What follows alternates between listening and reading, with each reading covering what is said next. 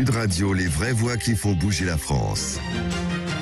Les vraies voix qui font bouger la France, comme tous les vendredis soirs. Dans quelques instants, place aux voix du système D pour donner un coup de main aux indépendants, aux artisans, aux commerçants. Et Dieu sait s'ils en ont besoin. Aujourd'hui, on sera avec un représentant des notaires, justement, et avec le directeur du département de droit social chez Fiducial. Est-ce que moi, si je suis salarié, j'ai le droit de refuser de télétravailler? Est-ce qu'à l'inverse, si je suis employeur, est-ce que j'ai le droit d'exiger le télétravail de mes salariés? On y répond dans quelques instants.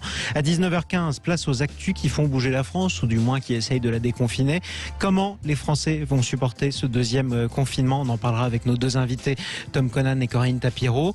19h40, parlons vrai avec les entrepreneurs. Tiens, une profession qui a été quand même beaucoup impactée par les gestes barrières, les mesures de précaution et les différents confinements. Aurélie Planex aujourd'hui reçoit Arthur Benzaken, président de Ken Group. C'est un groupe de salles de sport. Et puis à 19h55, place à conseil de famille. On s'occupera quand même de votre patrimoine. Ce sera avec Stéphane Moller et Olivier Daudet. Sud Radio, les vraies voix qui font bouger la France. Jean-Marie Bordry, les voix du système D. Et je le disais, comme tous les vendredis soirs sur Sud Radio à 19h, nous essayons d'apporter quelques réponses à tous les indépendants de France. Et Dieu sait s'ils ont des questions en ce moment. Aujourd'hui, on accueille Antoine Montant. Bonsoir à vous. Bonsoir. Avocat, directeur du département de droit social chez Fiducial. Nous sommes également en compagnie de Vincent Chauveau. Bonsoir à vous. Bonsoir à vous. Vous êtes notaire, dirigeant d'une coopérative nationale de notaires. Question du jour, justement, on l'a vu, beaucoup d'entreprises sont obligées de fermer, mais certaines vont continuer à rester ouvertes. D'autres aussi vont passer au télétravail à chaque fois que ce sera possible. La question du jour, est-ce que moi, si je suis salarié, j'ai le droit de refuser de télétravailler? On est confiné, je préfère aller sur mon lieu de travail. Autre question subsidiaire, si je suis employeur, est-ce que j'ai le droit d'exiger de mes salariés qu'ils télétravaillent ou pas, justement? Un problème auquel vous-même, d'ailleurs, en tout cas une question à laquelle vous-même vous êtes confronté, Vincent Chauveau. Ah oui, personnellement, au cœur de nos entreprises, les notaires, on est confrontés à cette question et c'était même le premier sujet dès hier en se demandant, mais voilà, nous, notaires, on doit recevoir nos actes encore, on doit avoir nos équipes mobilisées, le télétravail est possible pour nos équipes puisqu'on l'a fait déjà au premier confinement. Mais aujourd'hui, je suis confronté à une vraie difficulté, c'est que mes collaborateurs refusent le télétravail. Leurs conditions sont assurées au niveau sanitaire à l'étude. Ouais. Et donc, je leur ai dit, le télétravail, je vous le rends obligatoire. Et ils m'ont tous dit, on sera là. On sera là vendredi, on sera là lundi. Et ils étaient là vendredi et ils seront là lundi. Que dois-je faire, en fait, face à cette situation? Je ne peux pas vous dire qu'en tant qu'employeur, finalement, ça me va parce que mon équipe est plus efficiente. Mais sur un plan de la responsabilité, parce qu'il faut bien faire attention à ça, dans le cadre de l'effort national auquel on doit faire tous œuvre collective et solidarité, comment faire? Enfin voilà, et donc j'espère avoir une réponse parce que je pense qu'on est beaucoup dans ce cadre-là. Antoine Montant, avocat, directeur du département de droit social chez Fiducial. D'abord, est-ce qu'on peut l'imposer? Première chose.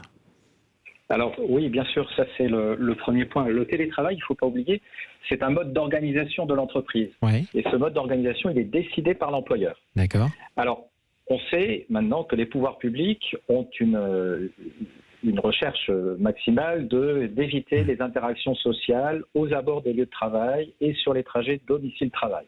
Par conséquent, ils tentent de privilégier au maximum le télétravail, et c'est pour ça d'ailleurs qu'Elisabeth Borne ce matin a bien dit que le télétravail, ce n'était pas une option, c'était obligatoire. Et lorsqu'on se réfère au nouveau protocole sanitaire qui a été publié hier soir, il est bien dit dans ce protocole que le télétravail est porté à 100% pour les salariés qui peuvent effectuer l'ensemble de leurs tâches à distance.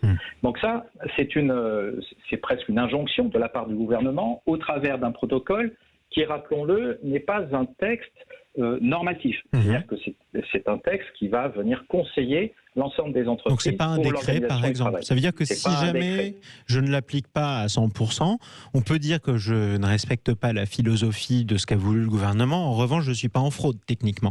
Je ne suis pas en fraude, mais il faut quand même, par ailleurs, mettre en place tous les moyens de protection de la santé et de la sécurité des salariés.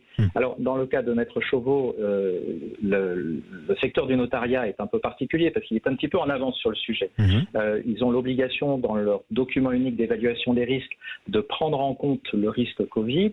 Ils ont également un accord de branche qui met en place le télétravail et qui l'organise.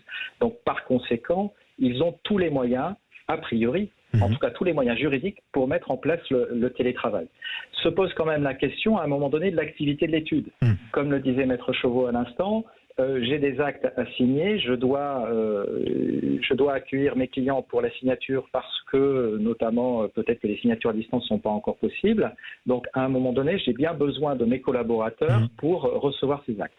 Donc, il faut à ce moment-là motiver les raisons pour lesquelles je vais devoir laisser les salariés en place. Alors, se pose une autre question, c'est celle que pose aussi Maître Chauveau, c'est lorsque mes salariés refusent de télétravailler. Voilà. Alors là, c'est encore de l'initiative et de la responsabilité de l'employeur. Si l'employeur estime que sa présence à l'étude n'est pas indispensable et qu'il y a un risque au regard de sa santé et de sa sécurité, parce que malgré le fait d'avoir mis en place toutes les mesures de gestes barrières, distanciation, gel, etc. Le risque zéro n'existe pas. Le risque zéro n'existe pas. Donc si malgré ça, le salarié veut venir, eh bien, à un moment donné, le notaire va devoir prendre une décision assez radicale. C'est-à-dire que s'il estime que la sécurité n'est pas assurée à 100%, c'est à lui d'imposer le télétravail.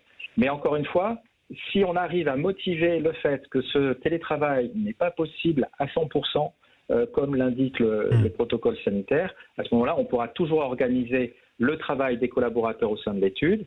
Attention malgré tout, tenir compte de ce que dit également le protocole sanitaire, de faire venir les salariés peut-être à des horaires décalés pour qu'il y ait le moins d'interaction sociale possible sur le lieu de travail. C'est-à-dire dans des conditions encore plus strictes en termes de gestes barrières et de distanciation physique que ce qu'on a pu appliquer avant ce reconfinement, si je comprends bien.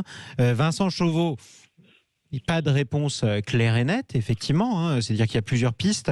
Comment vous appréhendez ça vous-même ? Mettre beaucoup de sang-froid, déjà dans cette situation particulière. On essaye d'avoir beaucoup d'écoute au sein de l'équipe parce que autant au premier confinement, l'étude s'est fermée, tout le monde s'est mis au télétravail de façon vraiment immédiate et sans discussion. Et là, c'est plus possible. C'est vraiment, on est dans un dialogue perpétuel parce que on veut pas disloquer l'entreprise, la dynamique de l'entreprise, parce qu'on veut pas non plus que nos collaborateurs quittent l'entreprise parce qu'on leur refuse le présentiel à l'étude. Donc c'est vraiment faire ça avec beaucoup d'écoute et prendre le temps. Donc il y a eu quand même déjà 2-3 échanges au sein de l'entreprise et je vois bien dans les groupes fermés de Facebook, ça échange très fort entre notaires, collaborateurs. Il n'y a pas une étude qui a la même politique. D'accord. Oui, donc c'est vraiment là, je pense qu'il faut que les choses s'apaisent, qu'il y ait un peu moins d'émotion. Mais il n'y a plus la même peur que du Covid qui était mobilisatrice au premier confinement. Enfin, moi, c'est ce que je ressens en qu'employeur. Tout le monde avait peur de l'attraper en revenant au travail au premier confinement. On a l'impression que ça allait nous sauter à la figure. Et là, aujourd'hui, il y a eu, comme si c'est tout le monde s'était acclimaté, c'est-à-dire le vivre avec, quoi. Et donc, les gens, finalement, mes collaborateurs, en fonction de leur histoire face à la maladie, préfèrent se mettre en télétravail ou pas. Mais aujourd'hui, c'est une minorité. C'est clair. Donc, alors, question juridique qu'on pourrait poser aussi à Antoine Montant. Supposons qu'une personne dans l'étude attrape le coronavirus ou alors qu'elle le transmette à d'autres salariés, quelle est la responsabilité du chef d'entreprise, en l'occurrence du notaire ? Alors, il faut d'abord prouver le lien de causalité entre la maladie contractée par le salarié et le lieu dans lequel il a contracté cette maladie. Donc ça, c'est très compliqué. Parce qu'il y a les transports en commun, il y a le domicile, il y a le milieu familial, etc. On ne sait pas en plus dans quel cadre et dans quel cas on transmet le virus. On ne sait pas si c'est principalement sur le lieu de travail, même si on a identifié pas mal de clusters sur le lieu de travail. On ne sait pas si c'est dans le domaine familial, etc. Donc la responsabilité de l'employeur, elle ne sera pas engagée, en tout cas a priori, au niveau pénal. Pourquoi ? Parce que on est dans le flou et qu'il faudrait la prouver. Une disposition du code pénal qui a été modifiée au mois de juin dernier, qui fait que le juge devrait apprécier au cas par cas, en fonction de la situation et de l'environnement, l'ensemble des éléments. En revanche, au point de vue civil, on peut effectivement se poser la question, mais là encore, on est sur le principe de ce que l'on appelle la faute inexcusable de l'employeur. Encore faudra-t-il démontrer que parce que l'employeur n'a pas mis en place les mesures appropriées pour respecter l'ensemble des gestes et des comportements, à ce moment-là, le salarié a pu avoir la possibilité de contracter le virus ou bien il a pu le transmettre aux autres. Donc moi, à mon sens, surtout dans la profession du notariat, avec l'ensemble des dispositifs qui ont été mis en place, il y a très peu de chances que le salarié puisse mettre en cause son employeur ou que les collègues de travail puissent mettre en cause l'employeur. Dernier point aussi, parce qu'en vous écoutant, je pensais aussi à autre chose, lorsqu'il y a des difficultés sur l'organisation du travail parce que les salariés veulent rester et on se pose encore des questions sur la façon dont on protège chacun au sein de l'étude, n'hésitez pas à interpeller le médecin du travail sur le sujet.